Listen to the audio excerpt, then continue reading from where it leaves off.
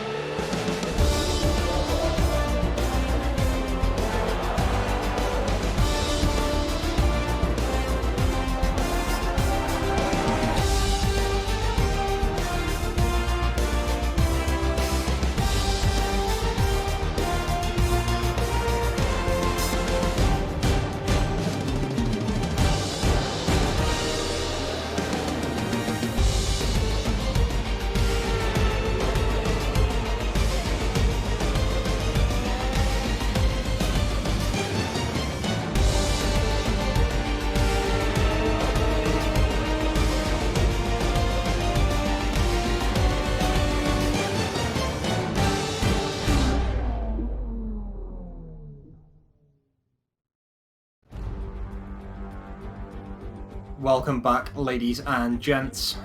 You're seeing the track map on screen. This is Jeddah, Saudi Arabian Grand Prix. This is the Jeddah Corniche circuit. Looking very nice, very glitzy. One of the newer tracks, famously completed in the weeks leading up to its first running.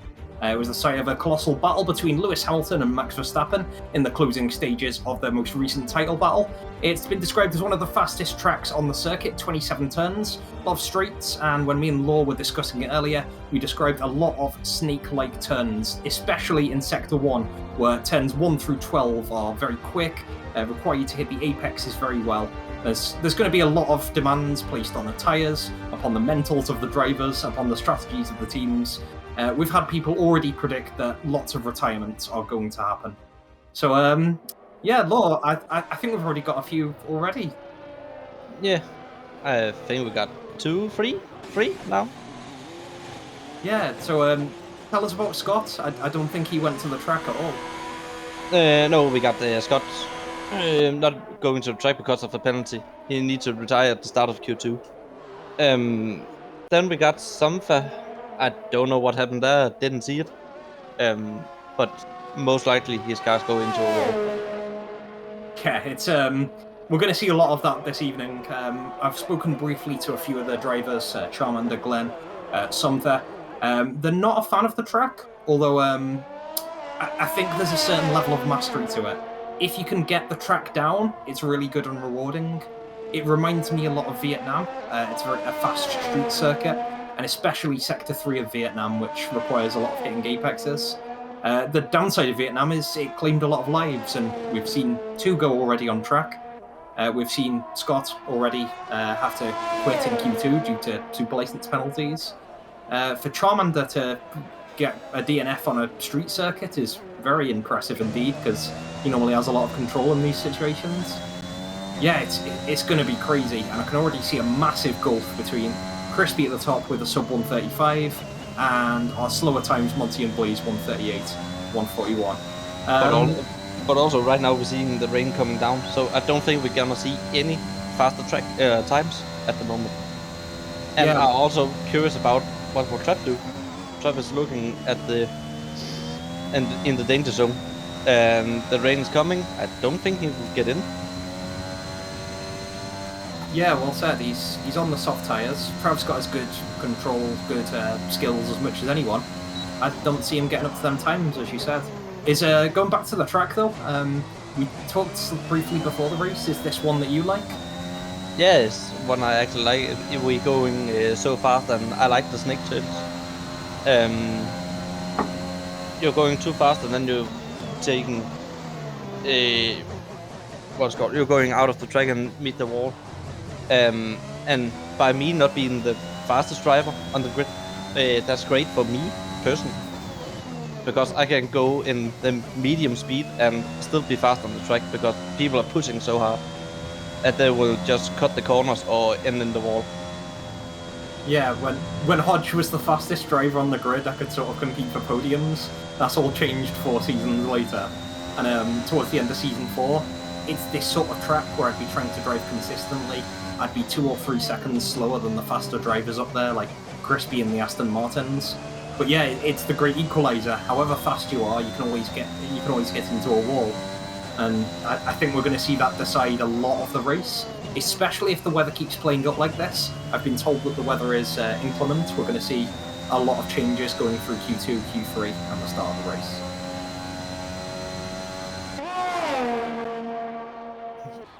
Oh, Monty's doing a spin, and he's just about survived.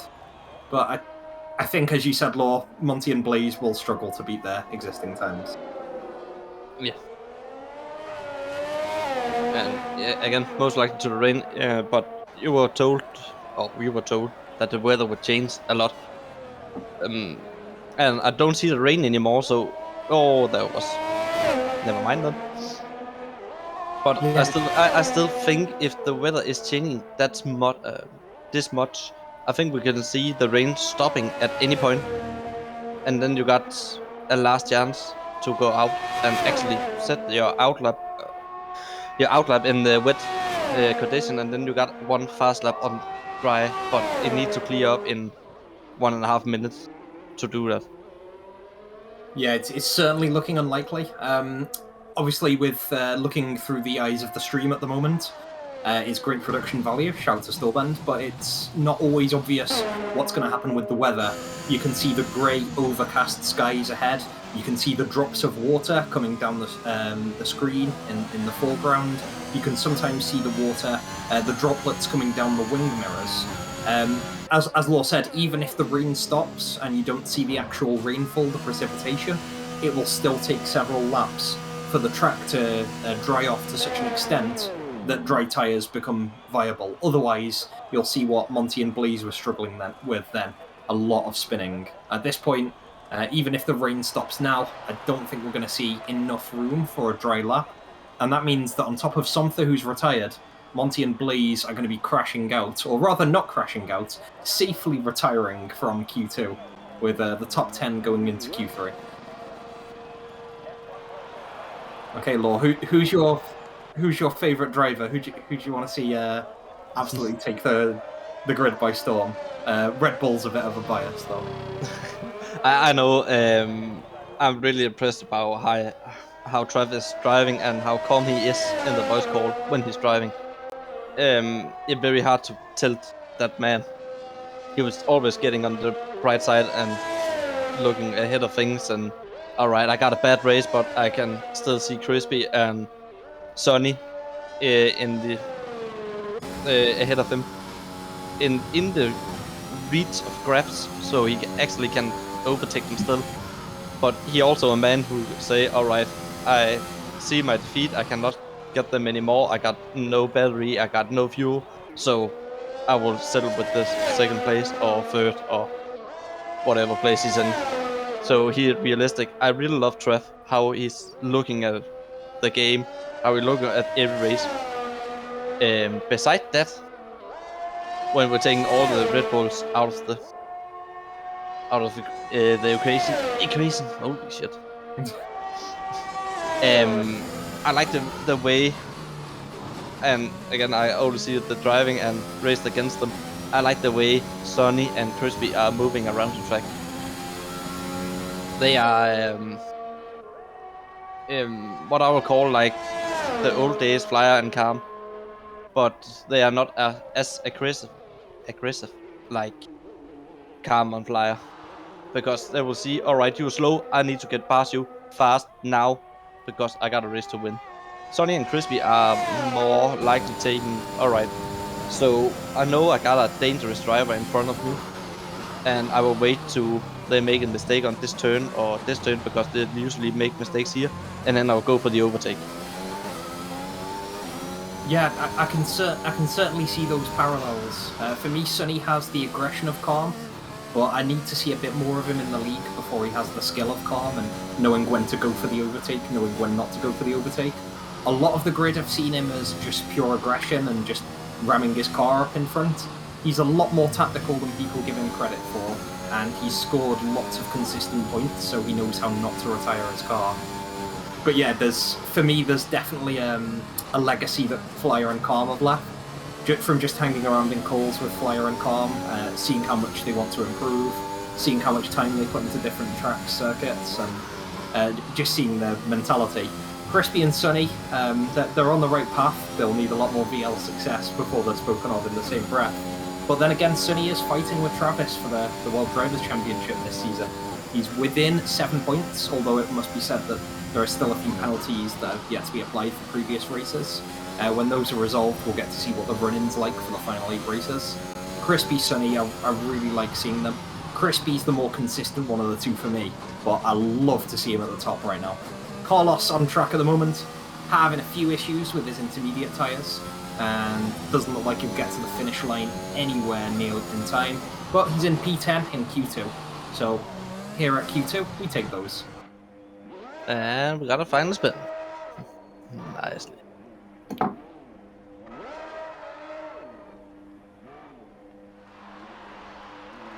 Yeah, big spin allers there. We've seen worse when the spins and the doing the 3-point turns is in front of the pit lane. I think Monty had something like that in either Silverstone, Zandvoort, or hell, why not both? Carlos is going to get to the line, and he's going to be today's Hodgson and just holding up qualifying until exactly the last moment possible. We take those. So yeah, Somther crashed out very early on before we could even check in with him. Scott had to quit because of the super license penalty in Q2. Monty and Blaze really caught out by the weather. It was a bit of a non-event. Instead of 15 minutes that we normally see for Q2, that was really a sort of 5-minute sprint while people just tried to set a dry lap. And the first lap time was the one that counted. Crispy at the top, Carlos just getting through, Monty and Blaze not doing too well, and as a result, not being able to improve, not getting through to Q3. I believe, Law, correct me if I'm wrong, it's Gaben and Hodgson who now have to quit because of the super license penalties. That's right. Brenner got a 1-2, but he's already out, so he cannot take that. That's the whole thing about this going in. We need to get the Gaben and what did we say? Your boy Hodgson. Yeah. Yeah, well, we'd have to get them out of the way. I think it's in reverse order, and I think Gaben beat Hodge in the classification there. Yeah, Gaben coming in P4 and Q2, Hodge getting P8. So that means that Hodge will retire first, followed by Gaben. And here we go, we're seeing our drivers set up in the garages. Hodge already out, and we're now we need to see Gaben. There we go. There we go, yes.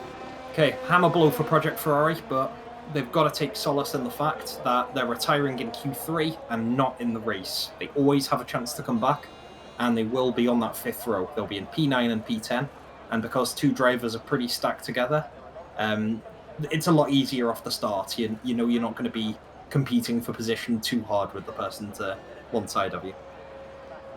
True, and also if we if it happened like everybody is saying, we will see a lot of safety cars today, and then where you're starting is meaning nothing. Yeah, well said. It's I think it's 25 laps. It's quite a long circuit. 1:34, I think, was the best time set by Crispy. So yeah, there's going to be a lot of turmoil. The 3 laps that a safety car can stay out could theoretically last a long time. But as Laws just said, if we have 2 or 3 safety cars, it means absolute jack what your initial position is. We might actually have a point where the safety car call splits up the procession of the drivers. So if the front half of the grid have already gone past the pit lane and the back half get the advantage while the delta is still under wraps, then that might shake up the grid even further. Long story short, qualifying doesn't mean as much as you maybe think it does. 1 with the wet weather, 2 with the safety cars, and 3 with it being Jeddah. And again, we are looking into the weather. Once again, we're looking in. If we got a safety car, as you said, the front of the grid are past the pit lane, and the back can go in and get the wet tires.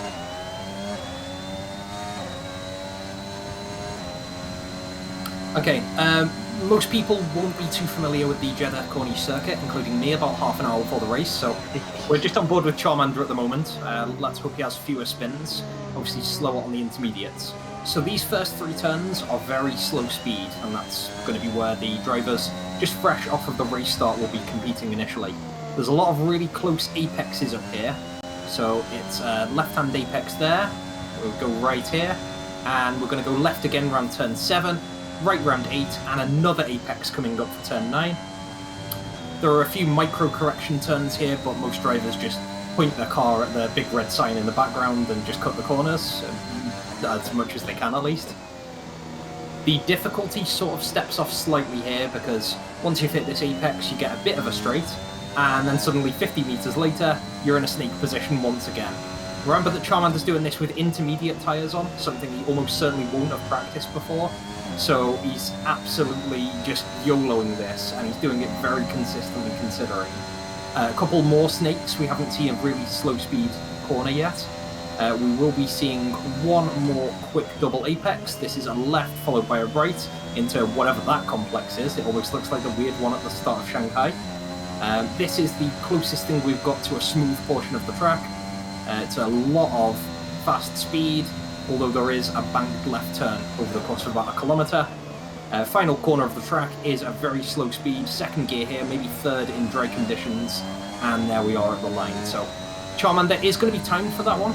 It's really hard to get a number on how good his lap is, but 140, it's the only time on the board. I think Travis might have been able to get a 139 in bad condition softs. We'll see how the other times come in.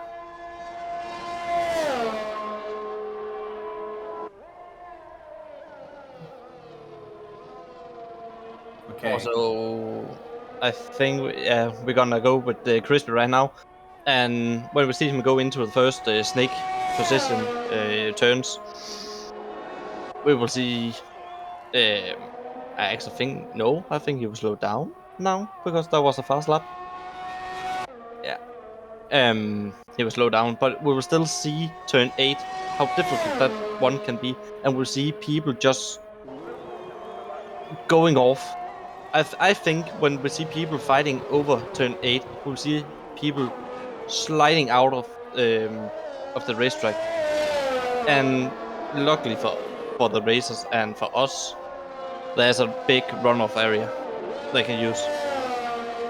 But they need to get into the track safety again, and that's the hiccup. Because when would be safety to join the track once again? Now, it's worth saying at this point there's quite a tighter crossover. So our production just pointed out there's 3 drivers on softs. And one thing I just wanted to get a number on myself was the DRS status. And it looks deactivated based on Sunny's recent pass around the activation zone at the start of Sector 3. Which means that it's too wet for DRS, which is normally an indicator we're past the crossover point. Wet tyres, intermediate tyres are the best. However, Zydox, Crispy, and Glenn were all out for the softs there. So I actually really respect the calls they've made. Using the principle of charity, they can't have messed that up, especially Zydox, who has gone to deliver a really solid time in conditions that logically you wouldn't expect to support. I think he's actually made a giant statement there, although Sonny has gone for the wet tyres, or rather the intermediate tyres, and he's still faster than the rest of the grid apart from his teammate, so whatever the weather, Aston Martin seems to have it locked down.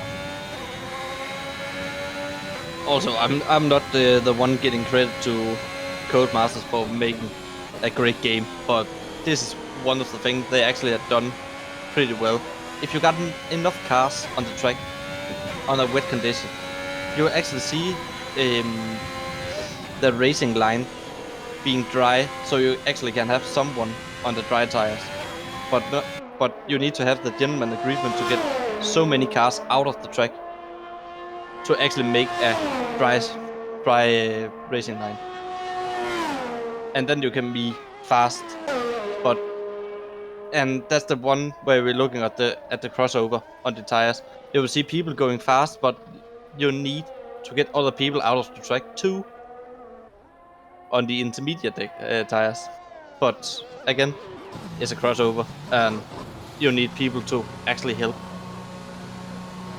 Yeah, it's so difficult to read the conditions, and I think the harder side of the crossover is running the dry tyres in the wet conditions, because the wet tyres will heat up and sort of make it more difficult to get the traction, but the dry tyres will slide so easily. So while I have respect for all of these drivers doing a largely new track in awkward conditions, especially Zydox and Crispy are pulling it out of the bag.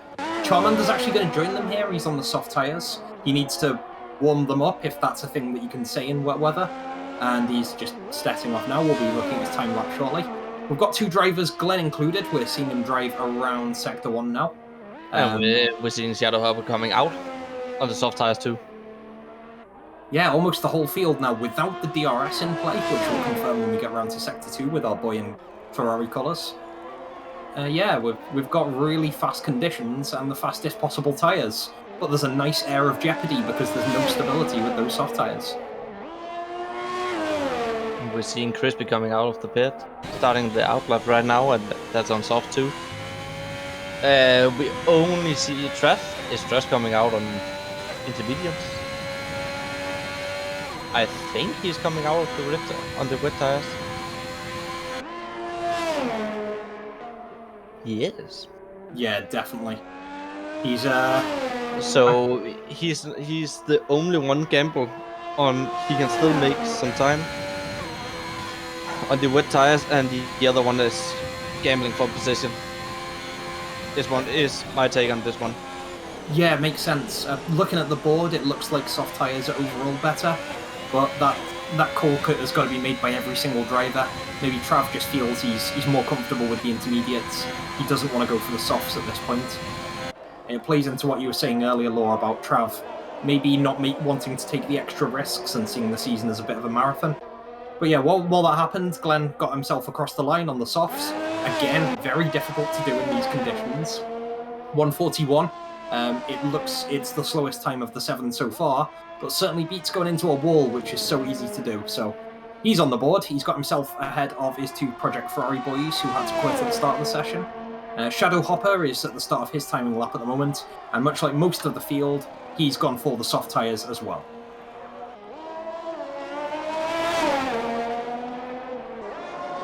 So, friend, you asked me about this question before. Now I need to ask you, who is your favorite driver?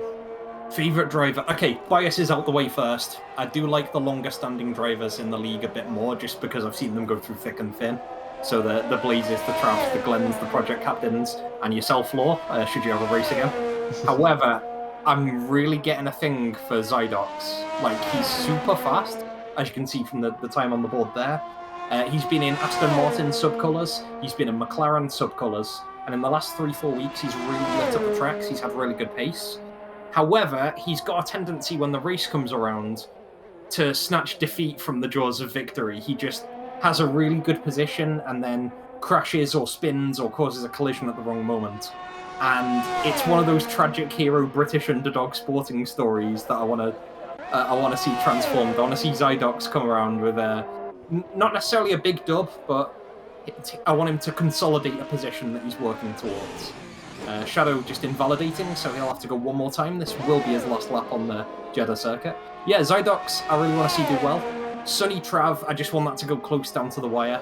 and I'm always going to be in Charmander's corner. Fellow Scouser alert. Just all-round good guy. And he's one of the more long-standing drivers as well. I think this is going to be really close between Zydox and Sunny. I don't want to see it be an Aston Martin 1-2. But if I could pick favourites or how I want the standings to go, I want to see Zydox get a dub. I want to see Charmander fight with him to the end. I want to see either Crispy or maybe Carlos coming out of nowhere to make up the podium with him. That's me. Okay, last few seconds of the session. We've got our 2 Aston Martins at the head of the table on a hot lap. Sunny is half a second up, but he does need to make up 2 seconds to get to Zydox. His time seems nearly indomitable at the top. Crispy is much slower, so he's not going to be improving.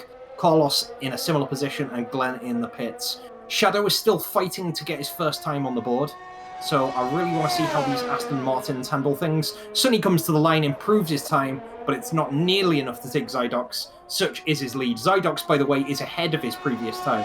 So whether it's the conditions, the practice on the track, or just the fact that he's built differently, he is laying down a marker and he's destroying everyone else right now.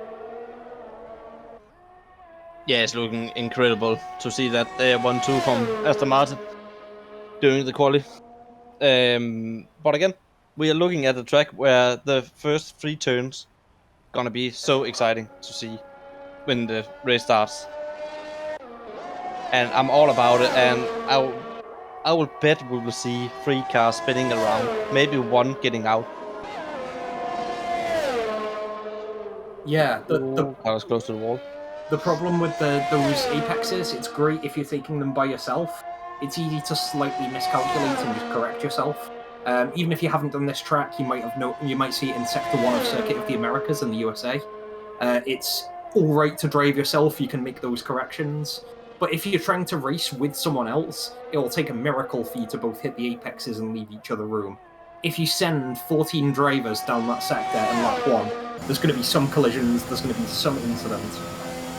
The drivers are not going to make it through today clean, whether it's weather, collisions, some sort of awkward strategy, or maybe even malice. We've got to throw some of that in the mix as well.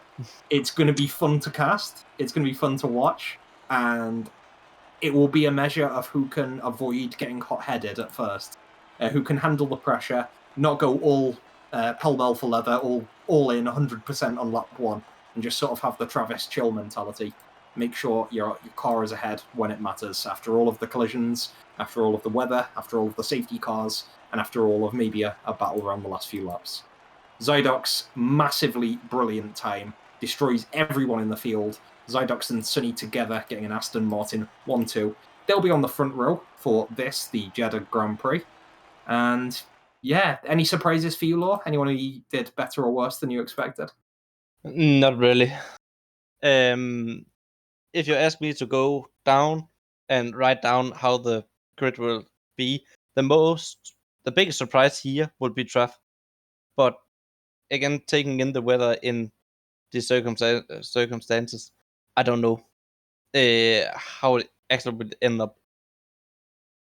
I really like how it actually end up. It's looking great for all drivers.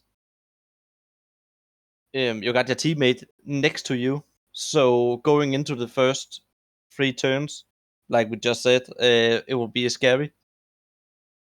But because you got your teammate beside you, you can actually say if you want to push this or you want to leave room for the other one,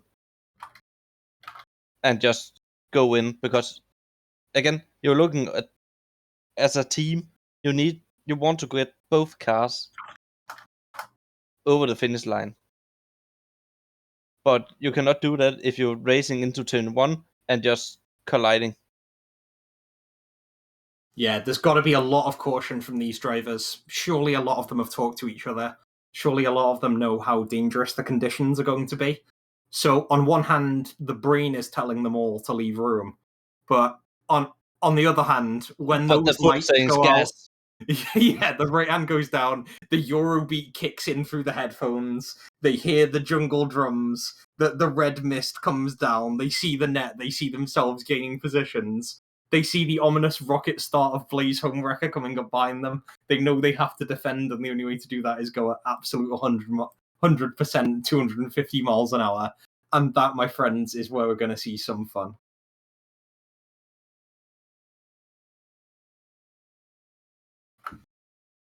So yeah, well, apologies for the delay. We're having an issue with the lobby, just trying to get everything back on track at the moment.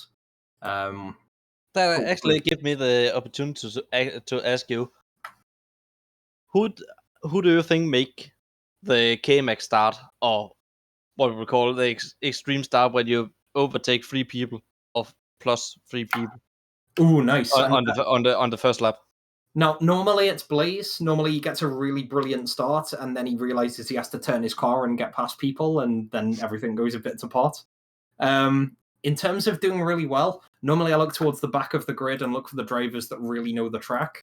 But it's hard to say that because this is the first time for a lot of the drivers. If I had to call, I would say the 2 Mercs who are in the back 4. So that's going to be Blaze and Somther. I think it's going to be between them. The 2 of them are going to overtake the drivers in front of them, which are Monty, Carlos, and to be honest, Hodge and Trav are the next ones up, so maybe they won't get too far through the grid. Hodge and Gaben, rather, than Hodge and Trav. Yeah. Okay, so at least from my point of view, we're looking to be in the lobby at the moment. We've still got to get production in there, so we'll be with you shortly. Yeah, for now, let's just keep talking about the race and the possible implications. We've got Trav and Sunny having their season-long battle. One thing that we haven't really looked at too much is a battle for third place. So Crispy's got a really nice hold on it at the moment with a few podium positions. Macca's away, so he won't be able to hold his position. Glenn, Charmander, and Gaben are all having a nice battle for it as well. So that's 2 Ferraris of Glenn and Gaben, the Merc of Crispy, and the Red Bull of Charmander. How do you see that going over the last 8-9 races? We've still got the USA. We've still got a lot of varied races to come. To be honest, if Sunny, not Sunny, if Crispy is coming to all races, third place would be his, no doubt, because he got plus about 30 points. And I don't think Glenn will make that up. Yeah. Only I don't see this as the fight for third, because Crispy got that. I see this will be the fight for the 4th place. Who will be the person tasting the podium but not get it? That's the battle I'm seeing. And at this level, yeah, to get that many points, Crispy having 147 over, how many is that, 16, 17 races, you've got to have that consistent point scoring ability. Travis has only won 3 races to Sunny's, 7 this season. But the reason he's at the top of the standings rather than in second is that he's scored second on 8 occasions. He's been third once, which means that he's been 12 times on the podium out of the 16 races we've done so far. Whereas Sunny has missed a race, he's retired twice, and he's been 8th and 6th in 2 other races. So he hasn't quite fallen off, but over the course of a season, it's those opportunities that you have to make up. Quick update on the race at the moment. We're getting everyone into a backup lobby. We had a technical issue with the one that was about to take place. We'll be getting people in, and hopefully we'll have people in the right order. While that happens, we'll have a look at the grid for today's Jeddah Grand Prix in Saudi Arabia, and that'll be based on the qualifying which we've just seen. So in the front row, we've got the 2 Aston Martin boys, Zydox and Sunny. Zydox absolutely blew people away. I don't think anyone was ready for how well he was going to do in those conditions with so much unpredictability. Crispy and Shadow Hopper. Shadow, by the way, only set his lap at the end of Q3. That was his first timed lap. He didn't have anything set until that point. We've got the Red Bull boys in row 3. We've got Charmander leading out Travis in a reversal of the order we normally see, both very close to each other. Not quite a toe, but a nice tactical position. Carlos and Glenn are 2 long-standing drivers in Formula 1. They'll be towards the back of the top 10. They had the slowest times in the Q3 session. Gaben and Hodgson make up the rest of Project Ferrari with Macca's absence today. Obviously, because of their penalties, they had to leave Q3, and as a result, they'll be starting from the back of the top 10. Monty and Blaze didn't quite get to Q3. They got outfoxed a bit by the weather in the latter stages of Q2, the rain pouring a lot earlier than expected. Monty and Blaze just about setting times. Sumther set his date with Destiny with a wall, and Scott had to quit, which means that they'll be making up those two positions. We've got Franklin in P15, and that means that we'll be having one extra driver on the grid. He's a late addition, which is always great to see. Nice little bit of fun. Hopefully we won't have the sort of awkward, portentous, bittersweet nature of Franklin joining only for him to DNF into a wall. We're getting the lobby reformed, and hopefully we'll be getting everyone in there soon. We've actually got Macca from Alfa Romeo in there, it looks like, as well. So 2 new drivers. So yeah, very late announcement. It even missed our grid. I think he might have actually confirmed it in the last 30 seconds. Because of the way that the order of the grid works, Franklin has fewer points than Macca in the season. So if we've planned things correctly, then Macca will be starting behind Franklin, next to him on row 8 in P16. What do you think, Law? If you're just coming into the game now, you haven't practiced. This is the first race on Saudi Arabia. You've got wet conditions. I will shit my pants. Yeah. I would be so scared to go into any corner. How fast can I take this corner? How fast can I not take it? And that's easy to do when you do a qualifying or you're going into time trials where you're by yourself. But now you got people around you. So the limit to how much can you actually test your limits is incredibly hard because you got nothing to do. You got actually nothing to do because the people around you are setting the limits. How fast can you go into the corner? If you got people beside you, you cannot take the apex wrong or take the turn wrong because you just hit into the car beside you. You cannot go slow if you got someone behind you because they know how to take the corner. And then you just slow, and then you gotta brake test them, and they're gonna be mad and make into the back of your cars, and then you got shocked by the push you will get, and you end up, I don't know where, into the wall maybe, or into another car. Okay, so we're still having issues with getting everyone into our backup lobby, especially with our 2 late joiners. So we're going to try and rectify that as soon as possible. Yeah, I've been able to join. So while we get everything sorted, here's a quick preview towards next week, which will be a celebration of the fact that we've got to 100 races in VLF1.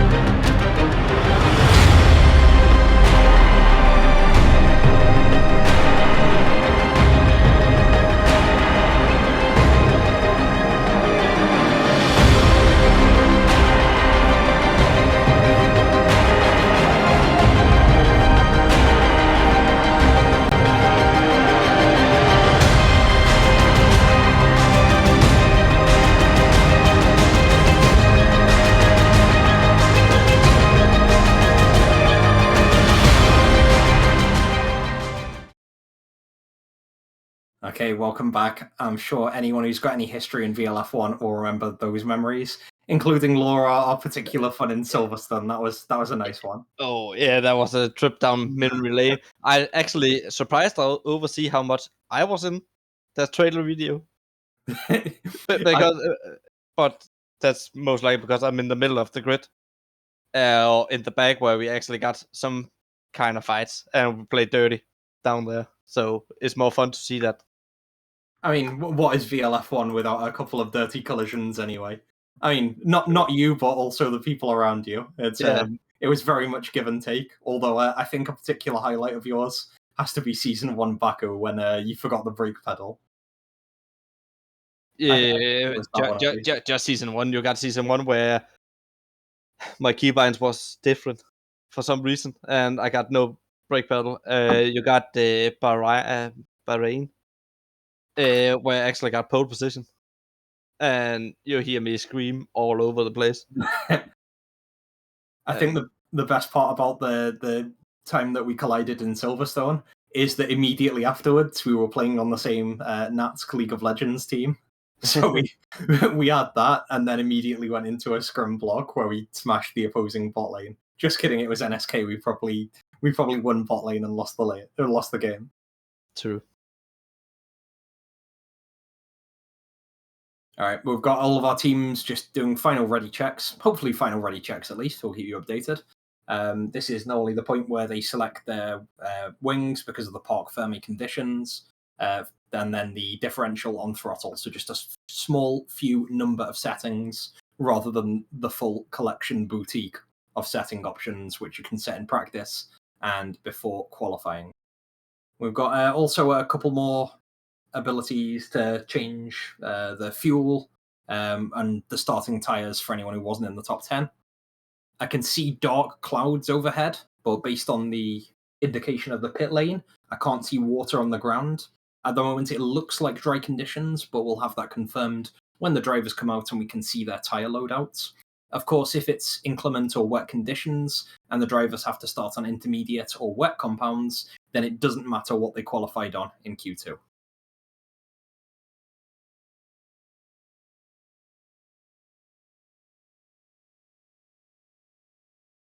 Okay, one other thing we've got is a poll in Twitch chat, so let us know which way you stand on that one.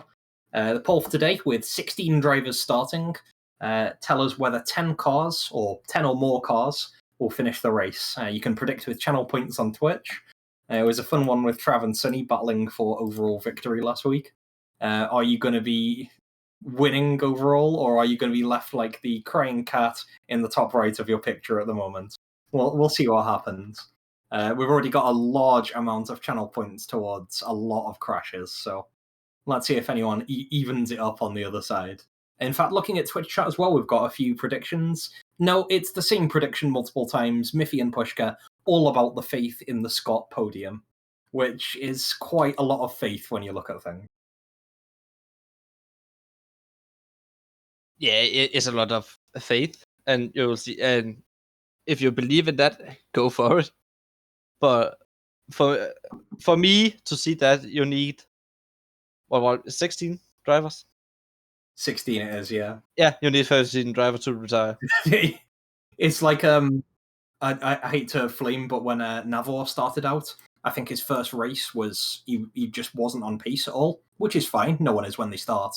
But the only hope that Navor had of points was just waiting for everyone ahead of him to crash. But they did, and he finished like P8 or P9, so it isn't impossible. The predicted pit stop strategies are appearing as the drivers start their formation lap. It looks like either a 1 or a 2 stop with only medium and soft tyres used, so doesn't look like anyone will be going for the hards. We see the top 10 using the tyres that they qualified on in Q2. When we look at the bottom 6 with Maka and Franklin in that back row, we see a mixture. So Monty, Blaze and Somtha going for mediums, Scott, Maka and Franklin going for softs. With 25 laps on the cards, you've got to guess it's about 13, 14 for the mediums, 6 or 7 for the softs. We'll see what happens as the race evolves, because if there's wet weather, none of this matters at all. And also, you will see people try to manage the temperature of the tires, because you're turning so much in the snake pits, like we call it today. And you will see your tires will overheat really fast because you are turning that much. The weight of the car will go out and just warm up the tires. and you will see people sliding around, not just by the circuit alone, but again by hot tires. You will see people just ramming about, and I actually also think people will go in and make the safe pit stop instead of pushing the tires too much. You will actually see people going in and change the tires one lap before they actually need it to be on the safe side. But also, all that could be thrown out of the window if you got a safety car at some point, where people saying, "All right, I can actually go in, take on the hard tires." I don't know how the hard tires feeling about the track, so I cannot talk very much about that. But if you're seeing the opportunity to go in, take the hard tires, and then just say, "All right, I got my pit stop. I don't need to pit anymore," and the hard tires actually feel okay about this track. Yeah, makes a lot of sense if you can get used to the hard tires and do well. Props to you. It might be one throw of the dice too many for our drivers, especially when it's against the prevailing wisdom. But yeah, hard tires, if you have an early incident or a safety car and it can get you through the race, why not?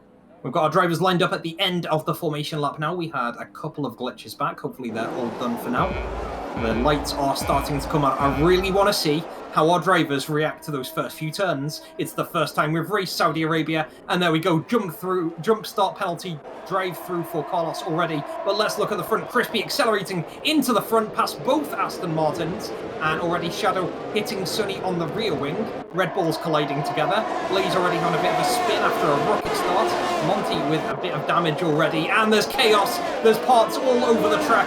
No retirement yet, but Macca's car has a few bumps missing.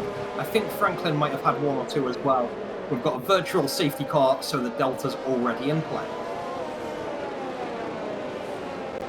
I'm not even sure what happened there. It looked like all of the cars colliding at the same time on that first snake. Yeah, I think we'll see, not by blaming Carlos at any point, but we saw Carlos ending up standing still on the track on the minimap. And I think that's part of the jump start, because he got the earlier than maybe we got 3 cars going into turn 1, and there's no room for all 3 to go into that. Yeah, 2 is hard, 3 is harder. Yeah, you need someone to take maybe a penalty, or at least the track extend warning. Oh shit, corner cutting warning. No. And just cut turn 2 and get back the positions you have won, and that's the only safe bet you can do in turn 1. Oh, in the meantime, we've got the race restarting. Crispy actually moved past both Aston Martins at the start, and he's kept it up. He's on the soft tyres. We knew he was fast because of his Q2 time. He's absolutely herring it down the circuit at the moment, and he wants a massive lead on both Aston Martins before the DRS comes on. I think only 2 activations allowed towards the end of Sector 1 and towards the middle of Sector 3, just as we go towards that smooth curve at the end of the track. Crispy really pulling it out at the moment. Shadow, Trav, Charmander, Glenn, Gaben, all looking fairly static in their current positions. Gaben actually moving past Glenn there as the Ferraris go too wide. We've got a yellow flag further back, and it looks like Carlos, it is Scott, his teammate. He's the wrong way on the circuit, and he's going to be correcting that now, maybe with a bit of damage.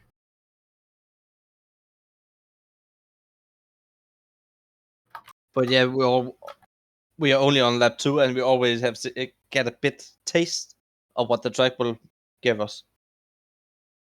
It was only a virtual safety car, but I actually think we got going to see at least 2 safety cars today. Yeah, I can certainly see that happening. Apologies to those stream viewers, by the way. We understand that because of production, we've got it on a pause screen at the moment.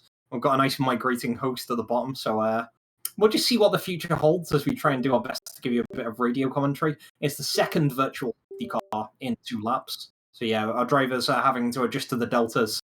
We aren't really seeing green flag racing at full speed, and maybe that's good news because everyone's still alive right now. True. Okay, the end of a VSC normally means that drivers have to obey a delta, and if you don't, it means a drive-through. So it's sometimes spicy to see when the racing goes green again, to see if there are any more penalties. Crispy and Zydox within 1 second of each other, and going down a fairly fast sector at the moment, going around turns 4, 5, and 6. Gotta keep within those deltas while all of the rest of the track resolves itself.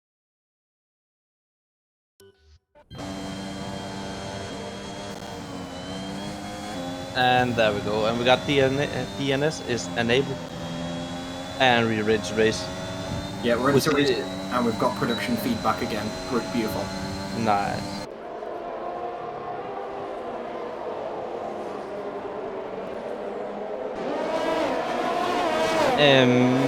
We see in the shot right now, we see Alex Charmander is going in and catching up on Shadow Hopper, and in the very snaky bit of the track. And I also see we're jumping into the front of the pack. Oh shit. Yeah, it looks really close between those drivers. Fourth is Travis, Shadow, Charmander, and Gaben all very close to each other as they come towards that final section. DRS is activated. This is one of the few points on the track where overtaking is at its safest, but Trav is going to be burning his midnight oil, absolutely plowing through his ERS in order to keep himself on track.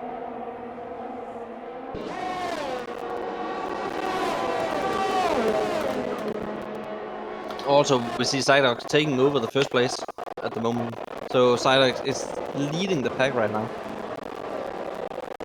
Yeah, you'd love to see it. And that was an overtake in the first 2 corners of the track as well. So Crispy getting a position taken from under him, but it's not that bad. With a little bit of overcorrection of that spin, Zydox is going to get himself into P1. I said earlier in qualifying that Zydox struggles sometimes with converting his opportunities in the race, so I want to see him calm down and just get a few consistent, solid laps out the way. But also, you can see how fast he is. He's already taking 1.8 seconds, 2 seconds, 1.8 on Crispy, just in the first 2 sectors of the track. And now the question is, are he burning all his energy? Are he pushing the tires? What is he doing? Is he just fast? Yeah, you just can't tell sometimes. Sometimes drivers, both in real life F1 and in VR, seem to find extra gear. With Trav, we call it Angie mode, but let's hope he doesn't convert that to his real life bus driving. Shadow is going to be coming around that final corner, and he's fighting really hard with Charmander at the moment. Charmander having that inside. I remember when Shadow Hopper was all up in Red Bull, although this time he's on Alpine, and Charmander's going to have to slot back inside, the DRS hard, and Gaben is going to take that position as well, racing really close between these 3 drivers as they come into the first few corners. And Charmander again settling behind, Gaben on the mediums with him, Shadow having the lead for now. Similarly, Maka is going to get the jump onto Monty.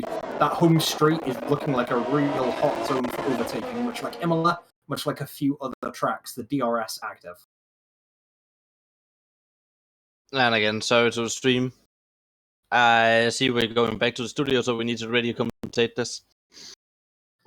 Yeah, there we go. We've got our leaders on lap 5, just going around the end of Sector 1. Gaben making a nice move on Shadow Hopper, Gaben having the slower medium compound tires. So, really going well here. For benefit of audience, we're having to restart the game from a production POV, so we'll just have this stream to tide over for as short a period as possible. Charmander and Shadow Hopper are really continuing their battle here. They're coming around towards Sector 3, going under the hotel complex, and if Charmander plays his cards right, he could have a nice DRS jump on Shadow here. I actually think he was gonna wait and go to the big straight. Oh, we actually have a safety car on track now because Scott has DNF'd. We can't get a shot of a car that's nearby. He was in last position. He just left the pits on the hard tyres, and he's able to take no further part in the race. A lot of drivers pitting already. It's normally a good time when the safety car is released to make that pit.